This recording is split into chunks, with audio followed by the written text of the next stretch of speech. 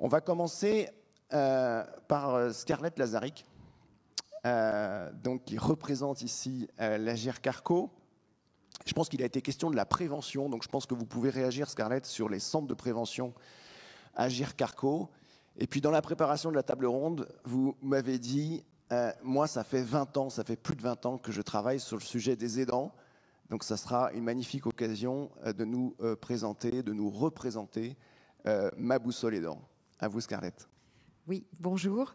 Moi, je représente aujourd'hui l'Agir Larco, donc complémentaire aux institutionnels, aux organes étatiques, complémentaire dans le cadre de l'accompagnement de l'ensemble des ressortissants tout au long du parcours de vie. On l'a entendu, tous les sujets ont été touchés du doigt aujourd'hui, notamment le vieillissement, la question du bon vieillissement, bien vieillir, on vit plus longtemps, mais dans quelles conditions ? La question du domicile. Aujourd'hui, d'aucuns peuvent penser que tout le monde rentrera en EHPAD. Bien non. Je pense que ça l'a été dit pendant les 2 jours. Une personne sur 10 entrera en EHPAD et plutôt autour de 84-85 ans. Le plébiscite, c'est le domicile. Mais pour vivre à domicile, il faut y vivre en bonne santé et il faut y vivre dans les meilleures conditions, dans un domicile correctement aménagé et adapté à ses besoins. Donc je vais ricocher après sur les aidants parce que qui dit domicile dit tandem aidant aidé à domicile.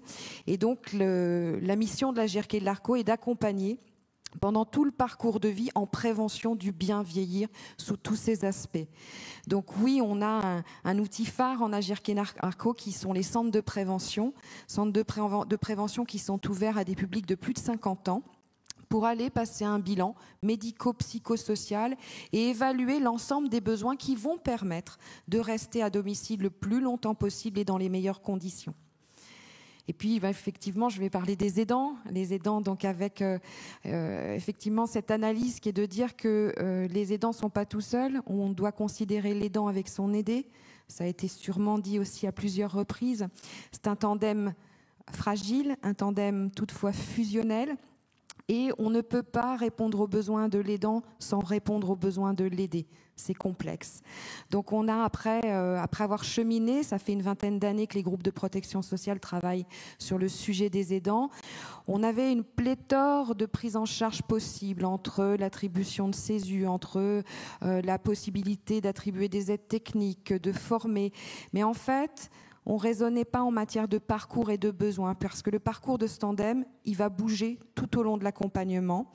Et on a réfléchi à travailler à un outil numérique intuitif qui s'appelle Ma Boussole Aidant, qui est porté aujourd'hui par l'ensemble des groupes de protection sociale et l'Agir Larco, et qui permet à ce tandem de trouver des solutions à ses besoins à 360, ça peut être des besoins de loisirs, ça peut être des besoins de culture, ça peut être des besoins d'accompagnement en matière d'auxiliaire de vie, d'aménagement du domicile. Et en fait, cet outil peut accompagner donc tous ces besoins à un instant T, ces besoins évoluent, et de façon géolocalisée.